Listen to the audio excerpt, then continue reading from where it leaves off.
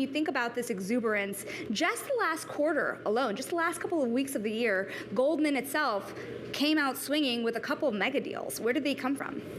Look, the end of 23 was quite remarkable. You saw sectors such as energy, which was most noteworthy, come back with an unbelievable vibrance after what had been multiple years of being relatively quiet. Now, you saw alternative energy, renewable energy be quite active through that period, but this was classic upstream energy coming back in great force, and that really drove the fourth quarter. But those were very large deals. You think Hess, Chevron, you think Pioneer, you think big deals out there, and the question is how many are left in energy alone?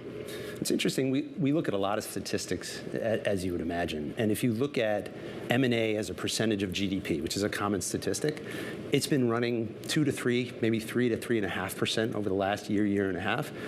If you look back over 20 years or 25 years, it generally runs in the 5-ish% range. So we actually think there's a lot of GDP that has been pent-up demand, as we'll call it. We'll talk a little bit about private equity, I'm sure, as part of this conversation, who has been relatively inactive for probably almost 18 months since the middle of 2022. But when you think about what really drives future M&A, we think there's a lot of pent-up demand, and there's been large sectors, for instance, technology, where there has been relatively little consolidation over the last 12 or 18 months as well. So it'll ebb and flow, but there's a lot of large players who sat and watched, whether it be geopolitical, whether it be regulatory, who now are having what I'll call very active strategic conversations. What does the pipeline look like now? It's interesting when I speak to you and your peers, everyone seems to have been very busy. It's almost like that winter break never happened. For a lot of people, I talked to a lot of people working out of Hawaii and other countries, even this week. What's the pipeline look like? I wish it had been a little quieter over the holiday. I found it to be very active. I've probably spent every day on the phone. It's interesting, the pipeline of dialogue is as robust as we have seen. What the challenge has been is just getting the fingers to meet on transactions. And so when you think about coming out of COVID, the imperative, the strategic desire to get things done, to reposition companies hasn't changed. The desire of boards and most importantly, the support from shareholders to strategically reposition companies hasn't changed whatsoever. Getting the fingers to meet on valuation, whether that's because of interest rate moves, other things which we'll talk about, has made getting deals done harder, but that dialogue continues. And now, as you've seen, and again, we're very balanced about it. Right? We're not in a robust M&A market yet. We're in what I'll call a recovering market. If 2021 was a 10, and 2022 first half was an 8, and 2023 was a 4, we're kind of in that 5 or 6 from my perspective. But you can feel the momentum and the dialogue remains. Now it's a question, will the fingers meet when you'll see what we saw in the fourth quarter, which is very robust activity. What brings this year then from a 4 to an 8 once again? Is it the private equity industry or something else? Look, if you look back over the last 5 years, private equity was between 38% of the M&A market. Technology, media, and telecom was between 30 and 40% of the M&A market. Both of those dropped dramatically. So what brings it from a 5 to an 8 is going to be a recovery in private equity activity, not just on new acquisitions, but monetizations. We think that there's multi-trillion dollars of portfolio companies sitting inside the private equity firms. That will take you in itself from a 4 to an 8 if we see private equity rebound. It's interesting. At the end of last year, a private conversation with a large private equity investor was very dour. The idea here was a reckoning in valuations, finally an acceptance that maybe they're not going to be selling things for as rich of a price as they wanted. How much is that seeping into the whole industry? Private equity's been quiet for longer than they've wanted to be. They have inordinate amounts of capital, and it's not just classic private equity, the large, what I'll call bulge bracket private equity funds, but the definition of private capital has broadened dramatically. You think about sovereign funds, you think about Middle East sovereign funds, you think about family offices. All of those are private capital looking to lead transactions, not just be LPs in transactions. Now, the challenge again has been there just hasn't been opportunities to put that capital to work, and there hasn't been buyers at valuations at which they have wanted to sell. All that being said, the number of take privates has actually been at record levels. And so it's been very active in terms of LBOs, in terms of take privates, but the multitude of large transactions that they saw hadn't existed. Now, we can talk about financing, we can talk about all the things that impacted private equity. They make money by investing and monetizing portfolios. And from our perspective, it's not that you need a perfect crystal ball on the future. You need some degree of stability so that private equity, their financing sources, and sellers can price deals. So how do you answer the big valuation question then? That's been the issue. So as an example, if you're sitting in a boardroom and you say, my earnings are good, my demand is good, my sales are good, my team feels good, which is largely, when you look particularly in North America, valuation performance has been quite good. And so if you're a board and you say, all right, interest rates have gone up, and so from a theoretical discounted cash flow, I'm worth less, so I should sell for less, that's hard for a lot of boards. And I get it. Why would you sell into a lower valuation if your business feels as good? So typically it takes about 6 months for kind of that realization of a different valuation paradigm. Here it's been closer to 18, and that's a lot of the reason. Just business has been pretty good, so people don't feel like they're worth less. Now, at some point, the market is the market. And as we're heading into 2024, you've seen some valuation recoveries, particularly in technology and other businesses. You also see private equity under more pressure to realize returns as well as to make investments. So those fingers are getting closer. And that's why I'm optimistic. I can't tell you if it's this quarter or second quarter or third quarter, but I'm optimistic that that private equity meeting of the minds between sellers and buyers is getting closer. How much competition are they getting? You mentioned sovereign wealth funds. You mentioned family offices. If you're sitting there at Goldman Sachs looking at this wide range of buyers, private equity has more than $2.5 trillion of dry powder on the sidelines. Mm-hmm. So how are they competing with the big sovereign wealth funds in the world? So private equity has a range of strategies. Some are capital. They invest. They let companies operate largely on their own. And then there's other ends of the spectrum, which are what I'll call very active private equity, which has operating teams, they have scale, they have synergies across their portfolios. What you're seeing now is an evolution towards value-added private equity, where there has to be more than just capital, because there's a lot, as you said, there's immense amounts of capital around the world.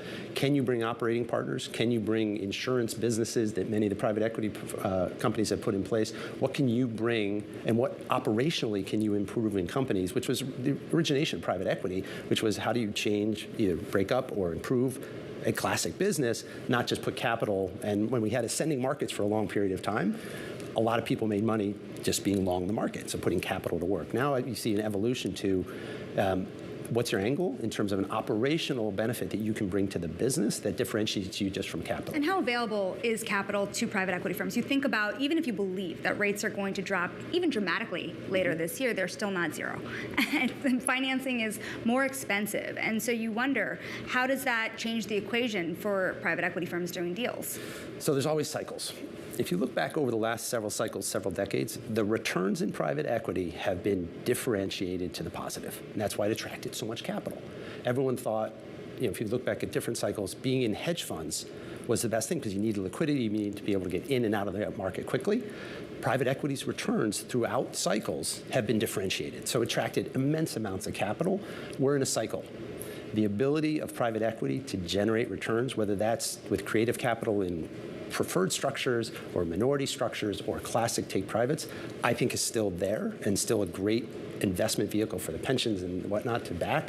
And again, there's always going to be cycles, but again, the long-term returns of private equity have been differentiated. Another big challenge to M&A in the past year has played out in a very interesting way. That is regulatory hurdles. Mm-hmm. You were on the Microsoft Activision deal as Goldman was a big advisor, right? It worked out at the end. Then you have another big technology deal, Adobe Figma, $20 billion deal that had to unravel under the weight of regulation. How strict is the regulatory environment shaping up for large technology deals this year?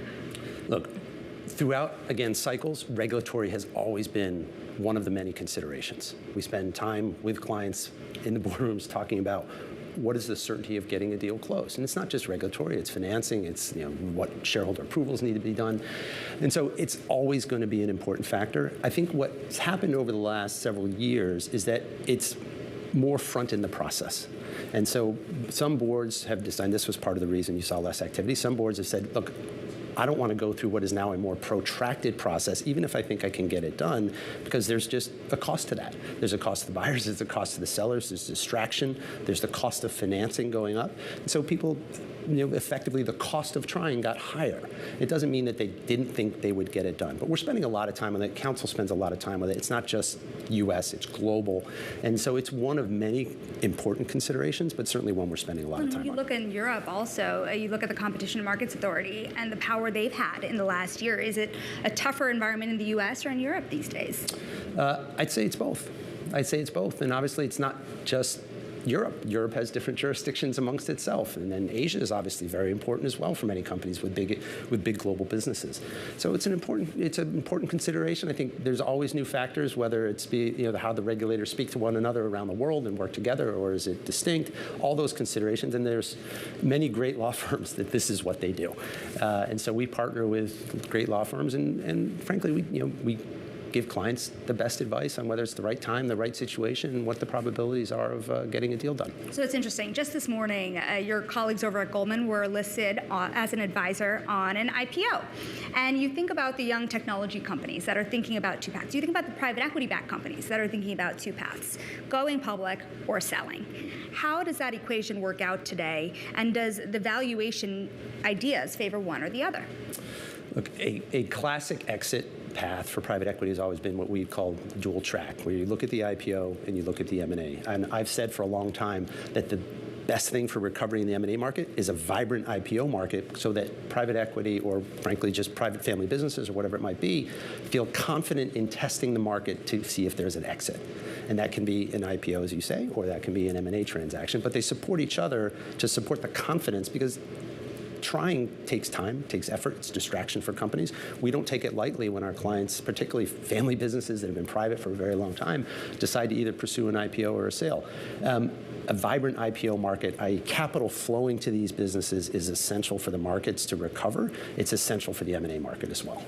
How do you think about investing in the future? You think about just last year, 7th year in a row, you were the top M&A advisor, but it fluctuated through the year. We were all watching the league tables all year long. JP Morgan ended last year halfway as number one, but over the last 7 years, you widened your lead as well.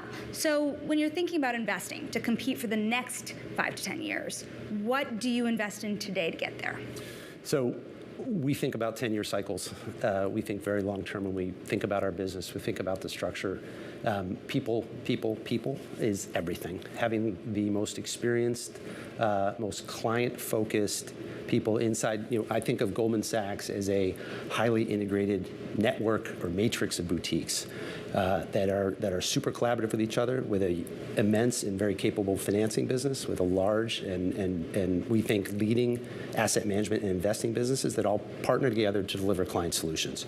So when you think about that and in the complexity we were just talking about of the world, whether it be geopolitics, whether it be capital markets, whether it be regulatory, having that global network of markets exposure and experience, M&A advice, financing advice, and investing advice, we pull all of that together in addition to our industry-specific, what I'll call boutique-like groups, to give clients the best advice. When we think about people, we think about who are the best people internally, externally, who can lead, whether it be our chemicals business, whether our energy business, and you have to invest through cycles. You can't say energy is out of vogue for a number of years and not have the best people that we think we do, who have been leading that business for many, many years, staying focused and staying in front of the clients, because it's not about a transaction in any given year. It's about clients succeeding over time when they decide that it's the right thing to do, i.e. a transaction. We want to be their advisor, and it's about having the right people in those seats. I'm interested in this idea of Goldman Sachs as a big knitted together boutique bank. You had mentioned something of the like from me before, and it's interesting because the boutiques have gained more share this year relative to other bulge brackets. Are they the ones that are the biggest competitors to you these days? There's great people everywhere, and we look at certain people at boutiques have fantastic relationships. That's critical, right? M&A is about trust and confidence in your advisor, and there's some very good people at boutiques. There's some excellent people at other bulge bracket firms. So we look at all of those as a competitive set to our advisory business, but we think very strongly that to give the best advice, whether it be in M&A, whether it be in IPOs, but most importantly, what is the right thing for the client, having the best advisory teams in the industries as well as in M&A, having the financing, because the capital markets and the financing are critical to anything anyone wants to do, particularly when you're buying a business. And also having people in the markets that can give insight and expertise, whether it be hedging and risk management, to deliver a holistic advice. We think that is the right way and the best way for clients to make decisions and execute transactions. It's been a strange job market for investment banking because on one hand you have boutiques bidding hard for top talent, but on the other hand you have seen thousands, tens of thousands of job cuts across the banking industry. You've seen whole banks merge and either let people go or whole teams move away. So what does that mean for the leverage of an investment banking talent into 2024? Again, I look at lots of cycles, and you can go back to 2000 with the internet. You can look at the financial crisis in 2008. There's been ebbs and flows in the size and number of people that are in businesses. Again, we think in decades, and we think, and if I look across at my partners sitting who are running our businesses, I've worked with almost all of them for not 2 or 4 years, but 20 years. Many of them started, many of them come from other firms to join Goldman Sachs for what they think they can do on our platform and bring to Goldman, what we can bring to what they do.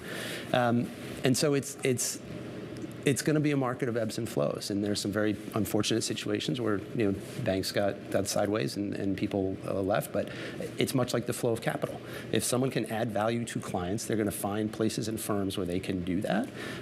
Our strategy is having, as I said, the most experienced people who've been doing it for the longest time, focused on the client outcome and the client solution, not on a specific transaction. How are you thinking about it? I'm sure your bankers are bothering you day in, day out about bonus season. And so what do those conversations look like right now?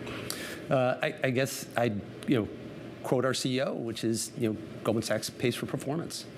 And we all do well when the firm does well, and we all are part of the firm when the firm doesn't do as well. And so we don't think of compensation in any specific year. Again, if you don't think about a client in a specific transaction or revenue to a banker and we're going to pay a percentage, that's not how we operate. We operate, what value have you brought to clients? How has the firm performed? Because as partners, we're all part of the firm. So I care a lot how our asset management business does. I care how our markets and trading businesses do. I care about how the investment bank does. And as partners, we think, how does the firm perform, not any specific year. We have about a minute left here. Biggest theme for 2024. Where do you think the biggest activity will come from in terms of deal making, or what will be the biggest driver? So 4 specific areas. 1, private equity. It's immeasurable, the amount of opportunity and transactions that will come out of that. 2, the recovery in technology. We've seen the resurgence already. I think we'll see some transactions in the first quarter that will exemplify that. 3, what specific industries? Energy is going to continue. Natural resources. There's a small energy deal today. There will be more. And then healthcare. Healthcare is extraordinarily well capitalized, and there's a tremendous number of what I'll call new molecules that large pharma wants to acquire.